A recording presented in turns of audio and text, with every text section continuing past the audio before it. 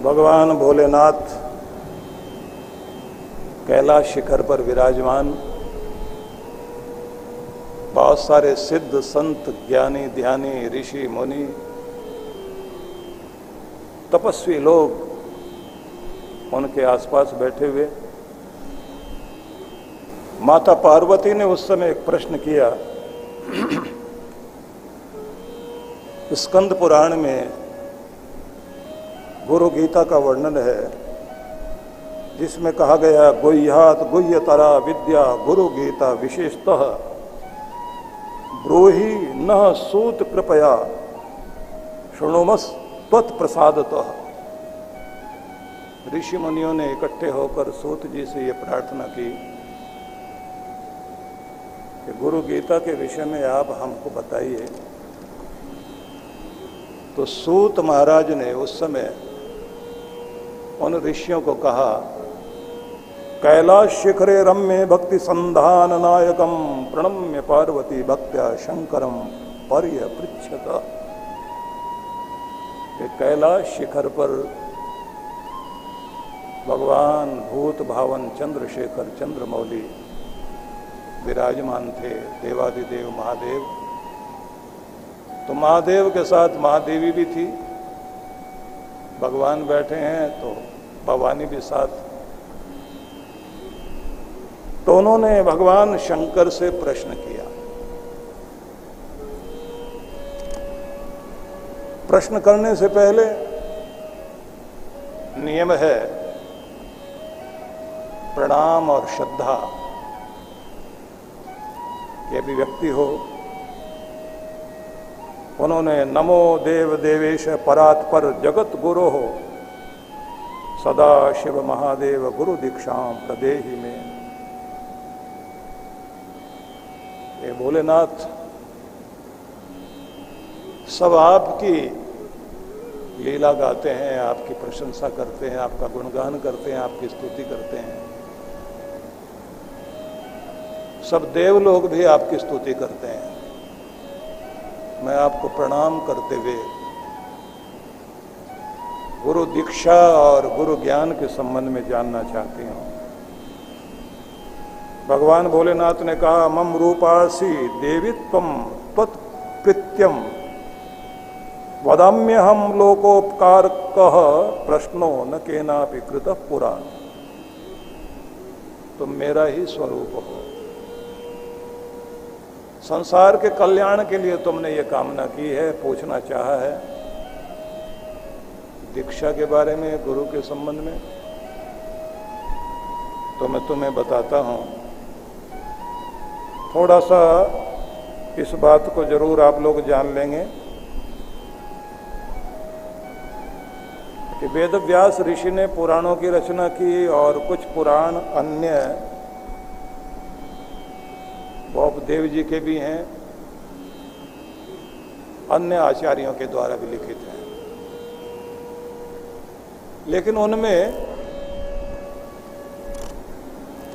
सब में वर्णन यही आता है कि पार्वती माता ने पूछा और शिव जी ने उत्तर दिया।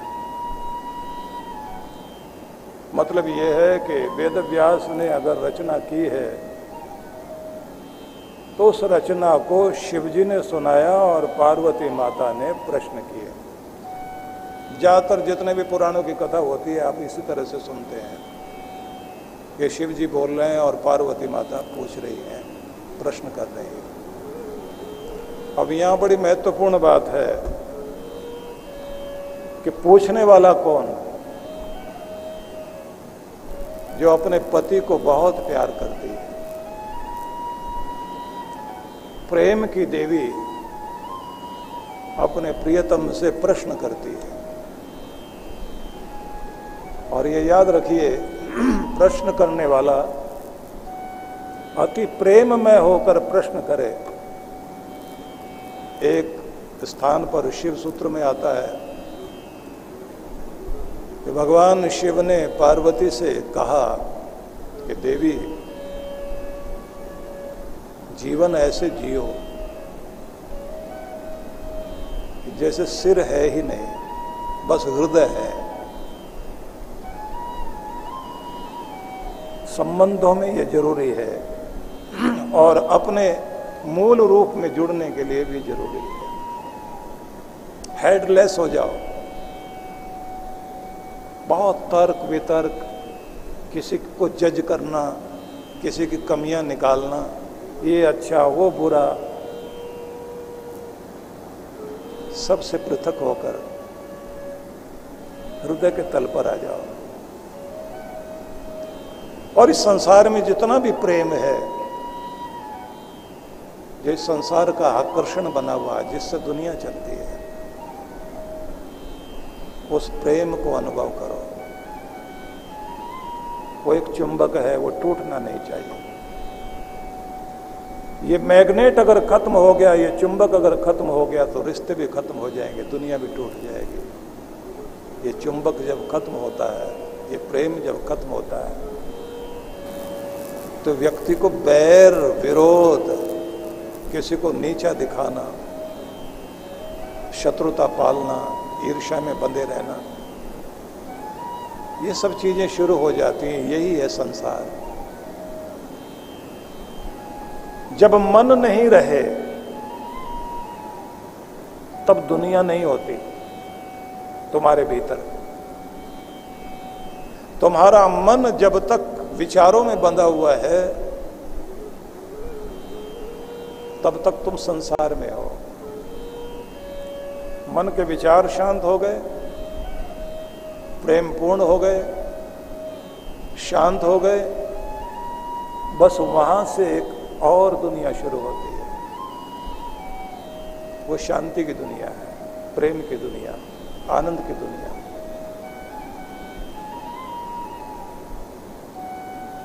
कि सिर खो जाए, वहां मतलब था उनका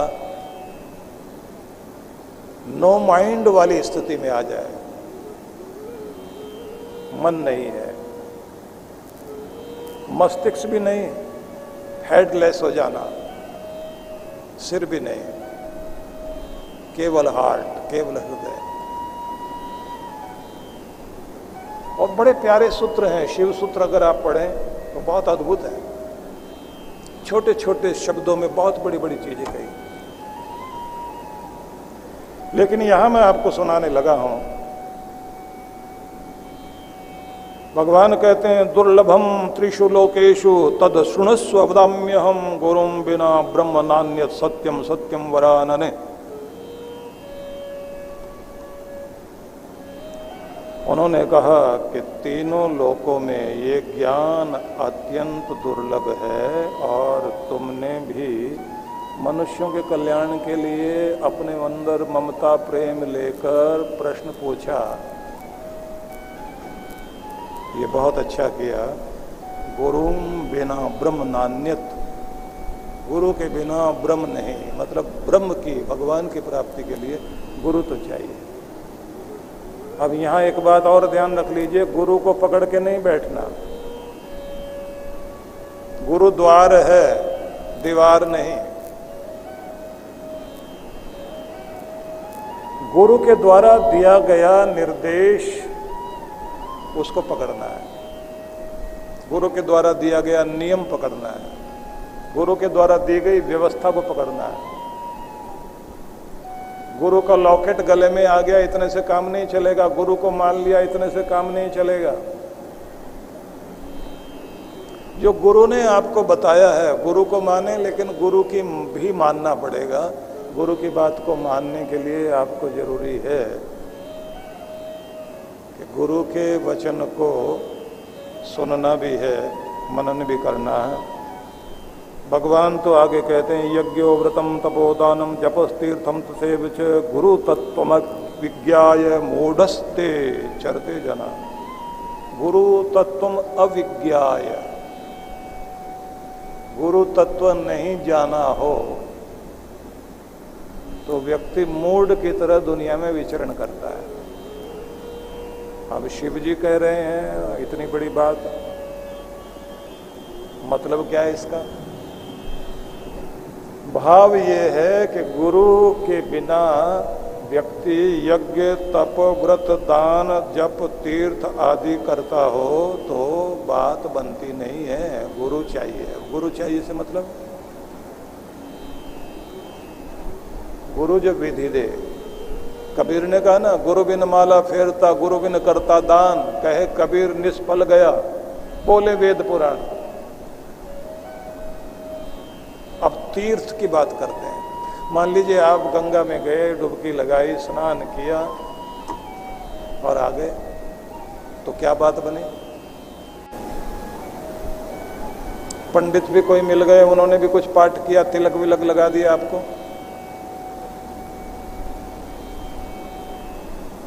राजा हर्ष जाते थे गंगा स्नान करने के लिए। और नियम क्या था उनका? गंगा तट पर बैठते ही सबसे पहले प्रार्थना करते थे। राज कार्य करते समय न जाने कितना तरह का कठोर व्यवहार करना पड़ता है। कुछ हमारे नियम से, कठोर नियम से रोते भी हैं, कुछ के चेहरे पर मुस्कान आती है। अपने हृदय से सच्चा जानकर मानवीयता का संरक्षण करने के लिए कार्य किया, फिर भी त्रुटि हुई होगी, मनुष्य हूं। सब चीजों के लिए क्षमा याचना करता हूं। मेरे पास जो भी कुछ तुमने दिया, मुझे सेवक बनाया है अपना, तुम्हारा सच्चा सेवक बनकर कार्य कर सकूं, आशीर्वाद दो। यज्ञ हो गया, प्रार्थना हो गई, गंगा में डुबकी लगाई। अब गुरु ने विधि बताई हुई थी कि अब बाहर निकलने के बाद अगला काम और करना है। प्रायश्चित और पश्चाताप के आंसू भी चाहिए, गलतियां जो भी जीवन में रही। बाहर की गंगा में स्नान किया, अंदर की गंगा में भी स्नान करना जरूरी है। मैल तो तभी गलेगी जब भीतर आंख में आंसुओं के साथ शोधन क्रिया हो। बीमारी अंदर से निकलनी चाहिए। जब तक कोई न कोई बीमारी है, विष है अंदर, ध्यान रखना, बीमारी रहेगी। आप लोग देखते हैं ना कि कोई बीमारी होती है तो उसके बाद सिम्टम्स आते हैं, लक्षण। आग है तो उसका झंडा दिखाई देता धुएं के रूप में। धुआं झंडा है, वो बताता है यहाँ आग है। भीतर कोई जहर है, कोई विष है, बीमारी है, उसका झंडा या तो गले में कुछ गड़बड़ होगी, सूजन होगी, गला गड़बड़ करेगा, चेहरे पर या तो सूजन आ जाएगी या शरीर में दर्द हो जाएगा। ये दर्द भी, सूजन भी, गला खराब होना भी, ये सब झंडे हैं।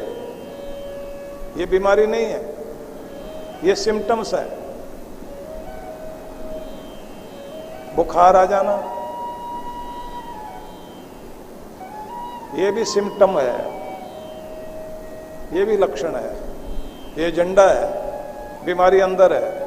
वो विष जब तक अंदर का जाएगा नहीं, बुखार चलता रहेगा। बुखार उतारने की दवा देते रहो, फिर आ जाएगा। शरीर में दर्द हो रहा है तो इसका मतलब कहीं समस्या है, वो दर्द वाली चीज निकालो पहले। तो जब तक आप प्रायश्चित करके शोधन नहीं करोगे भीतर से, बीमारी जाएगी नहीं, कल्याण होगा नहीं। तो गुरु बिन माला फेरता गुरु बिन करता दान। गुरु की विधि से ही तीर्थ करना होता है। गंगा में डुबकी लगाना तभी सफल होगा जब अंतर गंगा में भी स्नान करके और गुरु की विधि से खुद का शोधन करोगे। तब आप बाहर आकर देखिए, गंगा स्नान हो गया। अब उसके बाद में हर्ष क्या करते थे? राजा हर्ष का नियम था, राजा हर्षवर्धन। जो कुछ पास में है, एक तो होता है ना कि भगवान की राह में बिना गिने दान करना होता है। पॉकेट में जो है सब निकाल के दे दिया। वो क्या करते थे? माला, पगड़ी, अपना कुर्ता सब निकाल कर वहीं निकाला बाहर और सब दान कर दिया। फिर किसी गरीब का कुर्ता पहनकर चलते थे।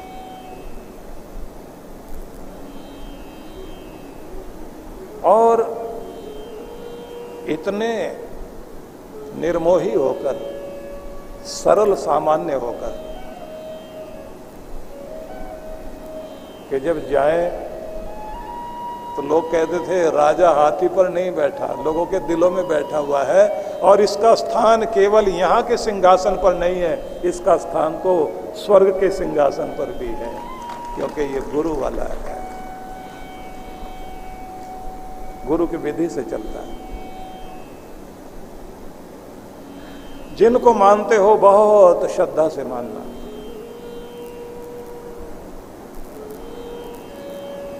बहुत सारे श्लोक हैं जो मैं देख रहा हूं यहां, सबको पढ़ूंगा तो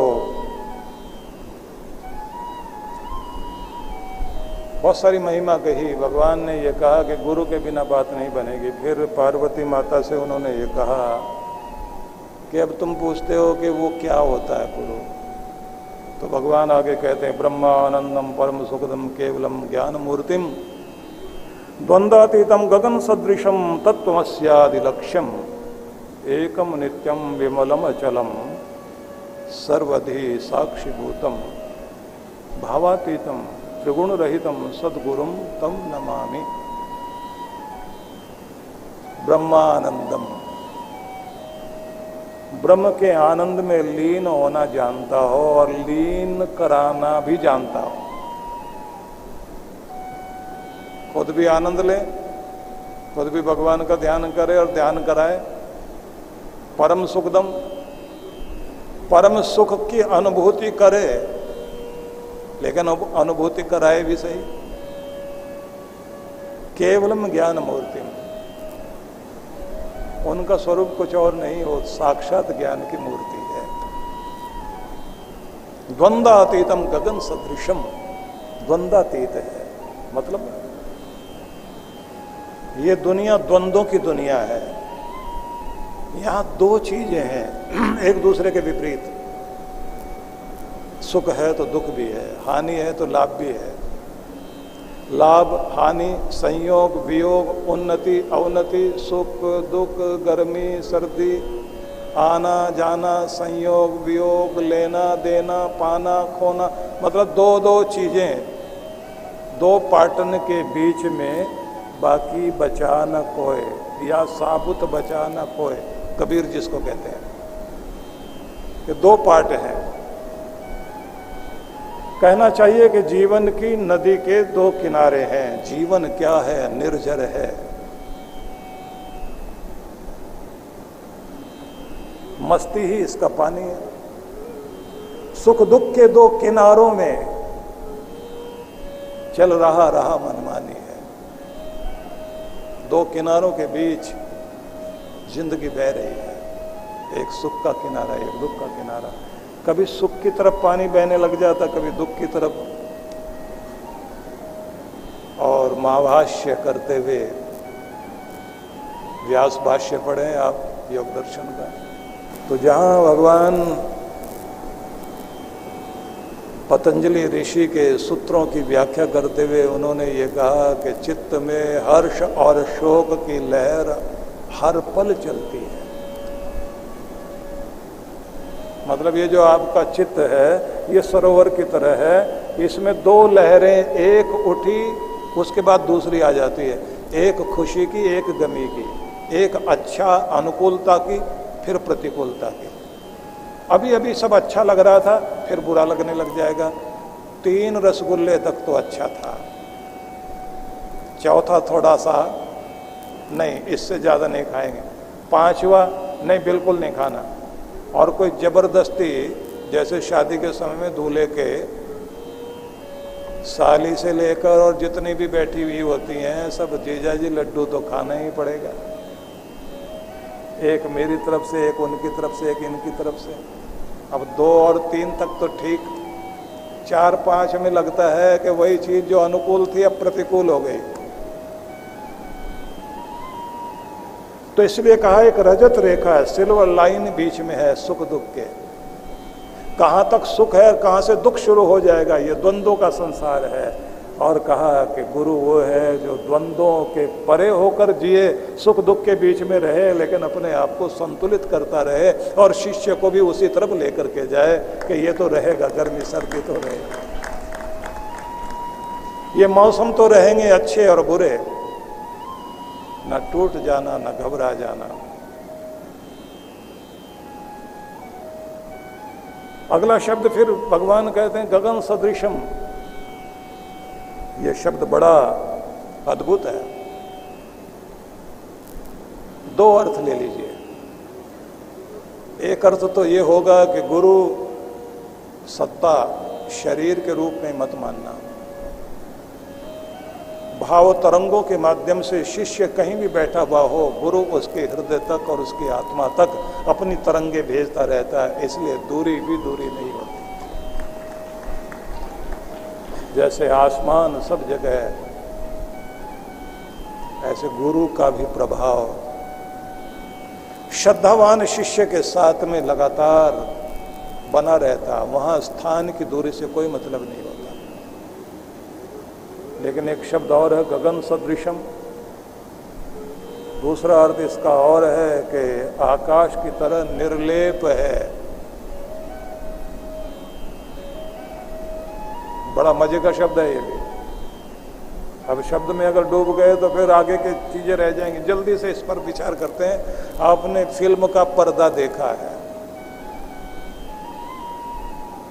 उसमें डाकू भी दौड़ता हुआ मारता काटता हुआ दिखाई दे रहा होता है, कोई चिल्लाता हुआ भाग रहा है, सामने देखने वालों की आंख में आंसू आ रहे हैं, और पिक्चर खत्म होती है तो पर्दा वैसे ही साफ का साफ रहता, उस पर कोई फर्क नहीं पड़ता है। आप शीशे में अच्छी शक्ल लेकर जाओ, बुरी शक्ल लेकर के जाओ, पर वो शीशा वैसा का वैसा रहता है, आकृतियां जरूर दिखाई दे रही होती हैं। आसमान में भी कभी धूल चलती है, कभी बादल चलते हैं, कभी हवाएं चलती हैं, आसमान वैसा का वैसा रहता है। कहते हैं ऐसे ही गुरु भी रहता है, दुनिया में कितने भी आंधियां तूफान उतार चढ़ाव चल रहे हों, उसका पर्दा साफ ही रहता है। और शिष्य को भी यही सिखाता है, पर्दा अपना साफ रखना, तुम पर असर नहीं होना चाहिए, खुद को साफ बनाए रखो।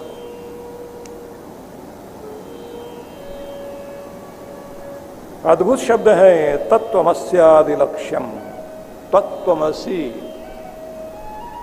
उपनिषदों में जो वाक्य आया है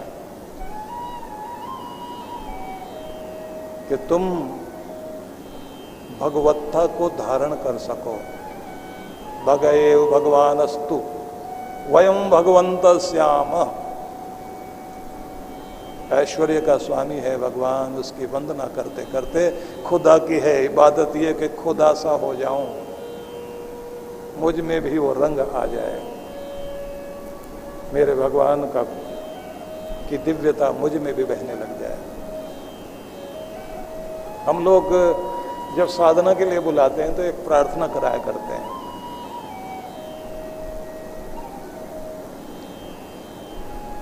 उसके जो बीच के शब्द हैं वो जरा विचार करना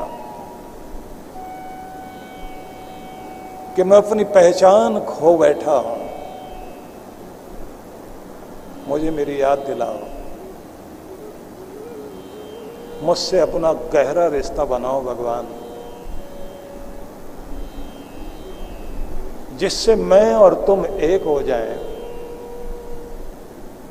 और अपना प्रेम मेरे माध्यम से प्रकट करो।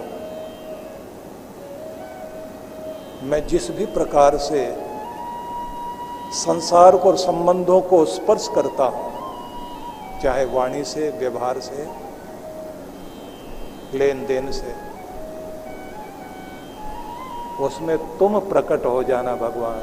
मेरा स्पर्श ऐसा लगना चाहिए, किसी व्यक्ति का नहीं है, मेरे भगवान का ही स्पर्श है। मेरी वाणी के द्वारा संपर्क भी हो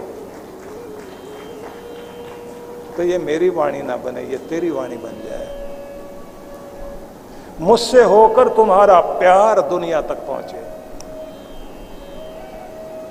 मैं तुम्हारे प्रेम का दूत बन जाऊं, तुम्हारी शांति को दुनिया तक पहुंचाने वाला बन जाऊं। यरूशलेम में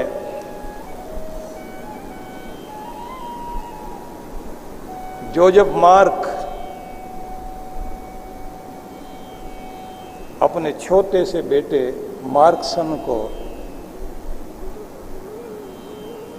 जब वो 14 साल का हो गया, उसके जन्मदिन पर उससे कह रहा था कि आओ मैं और तुम दोनों दुनिया देखने चलते हैं। और दोनों पहुंच गए न्यूयॉर्क। बेटे को बहुत सारी कहानियां सुना रहा था कि देख बेटा, दुनिया बहुत सुंदर लग रही है, दूर दूर से सुंदर है। दुनिया बहुत मीठी लग रही है, आवाजें मीठी सुनाई दे रही हैं, संगीत सुनाई दे रहा है, लेकिन आवाजें मीठी लगती है, लेकिन इतने मीठे लोग नहीं हैं। सड़कें चौड़ी हैं, पर जिंदगी का रास्ता इतना सरल नहीं है। जगह जगह साइन बोर्ड लगे हुए हैं, मैप बना हुआ है, जाने का रास्ता, इधर से जा सकते हैं, उधर से जा सकते हैं, लेकिन जैसे आसमान में कहीं रास्ते नहीं होते, पक्षी फिर भी उड़ते हैं, अपना रास्ता तो खुद ही खोजना होता है। रास्ते नहीं है आसमान में, फिर भी पक्षी अपने गंतव्य तक पहुंचते हैं। ऐसे ही मेरे बच्चे, तुम बड़े हो रहे हो, अपना रास्ता खुद खोजना होगा। हर बच्चे को पिता तक पहुंचना होता है, हर बच्चे को मां तक पहुंचना होता है, हर ग्रहवासी को अपने घर पहुंचना होता है, हर नदी समुद्र तक पहुंचती है। बस जहां पहुंचना चाहिए वहां पहुंच जाना तू भी। अब बच्चे को समझ में नहीं आ रहा कि क्या बता रहे हैं। दुनिया बड़ी कठोर है, जंगल है, संसार देखने में आकर्षक लगता है, लेकिन लोग बड़े निर्दयी हैं, अपनी जिंदगी खुद ही जीनी पड़ती है। तुम्हारे सामने साइन बोर्ड लगे हुए हैं, लेकिन फिर भी रास्ते भीतर से खोजने पड़ेंगे। रास्ते देखने में चौड़ी सड़कें हैं, लेकिन जिंदगी की सड़क इतनी आसान नहीं है, बहुत टेढ़ी मेढ़ी है। नहीं समझ में आ रहा था उसको। एक साधारण से होटल में जाके ठहर गए दोनों, और अगले दिन न्यूयॉर्क के बाजार में, मैनहट्टन में, दोनों कुछ खरीदारी करते करते, और पिता एक गली की तरफ मुड़े और बोले आओ मेरे साथ। भीड़ थी बहुत, और गली से गली में ऐसे होते होते और पिता गायब। अब बच्चा इधर उधर भागने लगा देखने के लिए, 14 साल का बच्चा है। उसको लगा हो सकता है कि वॉशरूम में गए होंगे, वहां भी देख लिया। कहीं किसी शोरूम में, किसी दुकान में ना घुस गए हो, एक एक दुकान को ढूंढता घूम रहा है। गलियों में ढूंढा, पिता तो मिले नहीं। पॉकेट देखी तो पॉकेट में अपने पैसे नहीं। बस इतना पता है, होटल का तो पता है, लेकिन पिता के साथ जाना। उन्होंने कहा मेरे पीछे आओ। सारा दिन बीत गया ढूंढते ढूंढते। किसी से कहा मुझे मेरे पिता नहीं मिल रहे हैं। उन्होंने कहा देखो बेटा, सामने पार्क है, सेंट्रल पार्क था, वहां चले गए। अब बड़ा पार्क है, बड़ा चक्कर लगाया वहां तक, और वहां भी नहीं मिले। सांझ हो गई। अब इसको लगा खाया पिया कुछ भी नहीं, पिता भी नहीं मिले। अब कहां इजराइल से चल के यहां आए, पराई दुनिया, और बहुत पुराना समय रहा होगा। उस समय इस तरह के टेलीफोन भी नहीं, ऐसा कोई नंबर भी नहीं। चिट्ठी पत्री का जमाना, टेलीग्राम भी दें, कहां दें। ट्रैफिक पुलिस वाले से पूछा कि मेरा ये होटल, इसका रास्ता बता दो। उसने कहा ये बस जाती है सामने, इसमें बैठ जाओ। वो बस में बैठ गया, पैसे थोड़े से थे, बस जहां जाके रुकती थी वहां उतर गया, वहां से फिर पैदल चला, आंख में आंसू भरे हुए हैं, रात हो गई है। जैसे पूरी दुनिया दिखाई दे रही हो और पूरी दुनिया की भीड़ में, जंगल में जैसे कोई खो गया हो, एक अकेला बच्चा। उसको लगा कुछ भी हो, कहीं भी रहेंगे, रात में तो होटल में ही आएंगे। पैदल चलते चलते गलियों से मुड़ते मुड़ते अपने होटल में पहुंच गया। दरवाजा खोलने के लिए जैसे ही जा रहा था गैलरी में, तो देखा पिताजी दरवाजा खोल रहे हैं। गुस्सा भी आया, मुझे छोड़ दिया था, गए कहां। लेकिन खोया हुआ मिल गया तो जाकर पिता को चिपट गया, रोने लग गया। कहां चले गए थे तुम? पिता बोले अंदर आओ, पानी पियो पहले। पानी वानी पिया, बैठ गए। अब कहां थे? पिताजी बोले मैं तुम्हारे 10 कदम पीछे ही था।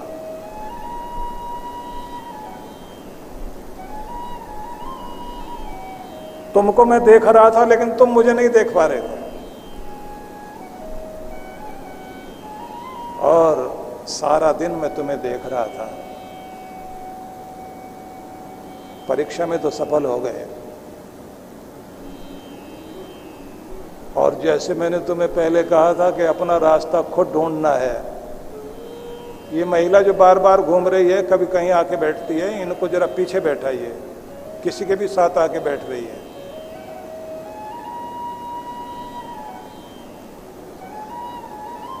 आगे ऐसे आने नहीं दे किसी को भी। आप लोग जरा ध्यान रख करके बैठिए।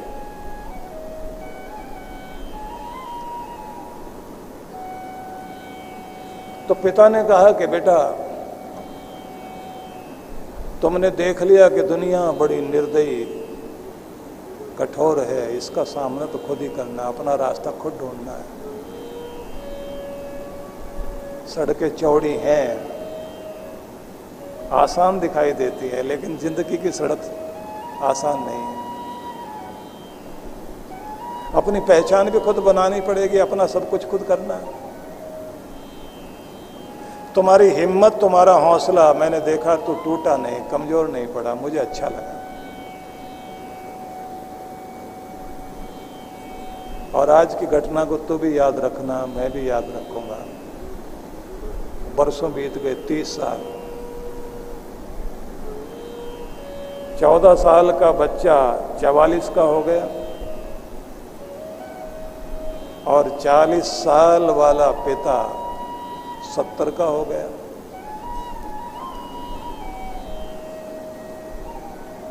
अब उस दिन अपने घर के आंगन में छिपते सूरज को देखता हुआ यह बूढ़ा व्यक्ति बैठा हुआ है।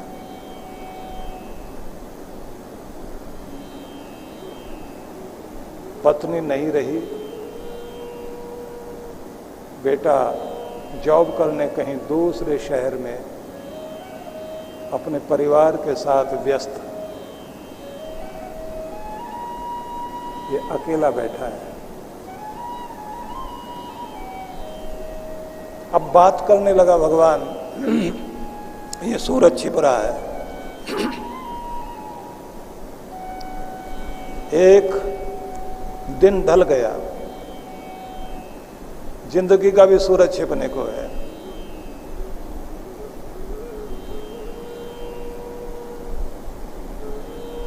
मैं तुम तक नहीं पहुंच पाया, तुम्हें पाने की चाह थी। जिनके पीछे भाग रहा था खोजने के लिए, वो तो एक एक करके सब दूर चले गए। दुनिया की भीड़ में आज अकेला खड़ा हूं। क्या करूं? जिस व्यक्ति की बात मैं सुना रहा हूं ये एक लेखक है, यहूदी लेखक। लिएबमैन नाम है इस व्यक्ति का। इसने बहुत सारे ऐसे संवाद लिखे जो भगवान के नाम चर्चा करते हुए लिखे। इसकी हर कहानी में बाद में भगवान से चर्चा होती है, संवाद होते हैं। जैसे एक संवाद उसका है कि मैंने पूछा भगवान से कि दुनिया को मैं बहुत कुछ देता रहा, बदले में कुछ भी नहीं मिला, कब तक दूं? उब गया हूं। क्या कर्जा चुकाने आया दुनिया में मैं? तो उत्तर आता है भगवान की तरफ से कि जब तक मैं देना ना छोड़ूं तो भी देना मत छोड़ना, क्योंकि मैं भी तो कर्जे ही उतार रहा हूं दुनिया के। लेकिन मैं सबको बहुत प्यार से देता हूं, तो भी प्यार से देना, जताना नहीं। मैंने कभी देते हुए अपने हाथ नहीं दिखाए किसी को, तो भी अपना नाम मत दिखाना, देना जरूर, लेकिन किसी के सामने ये मत बताना मैं देने वाला हूं। लिएबमैन ने बहुत अच्छा लिखा कि मैंने उससे पूछा, प्यार के काबिल नहीं है दुनिया, मैं क्यों प्यार करूं और कब तक करूं इस दुनिया को प्यार? जवाब आया, जब तक मैं तुम्हें प्यार कर रहा हूं तो भी प्यार करते रहना। जब मैं तुम्हें जीवन जीने की प्राण वायु दे रहा हूं, तुम्हारा हृदय धड़का रहा हूं, तुम्हारी आंखों में रोशनी दे रहा हूं, तुम्हारे लिए भोजन पानी दे रहा हूं, तुम्हारा ध्यान रखता हूं, तुम्हारी सुरक्षा करता हूं, ये मेरा प्यार है। जब तक मैं अपना प्यार नहीं छोड़ता, तू मेरा बच्चा है, तू भी प्यार करना मत छोड़ना। इस धरती के लिए तुझे प्यार देना ही देना है। फिर ये कहता, भगवान ऐसे देने वालों को लोग पागल समझते हैं। भगवान कहते हैं, मुझे भी शायद ऐसा ही समझते हैं लोग कि सब कुछ हमारी कमियों को भी जानता, अच्छाइयों को भी जानता, फिर भी प्यार करना नहीं छोड़ता। हम तो प्यार में शर्तें लगाते हैं, भगवान बिना शर्त के प्यार करता है। जैसे माँ बिना शर्त प्यार करती है, उसका बच्चा कितना भी बड़ा हो जाए, लेकिन माँ का प्यार हमेशा एक जैसे ही रहता है, चाहे बूढ़ी हो जाए, चाहे वो जवान माँ है। ऐसे भगवान का प्यार भी लगातार एक जैसा रहता है।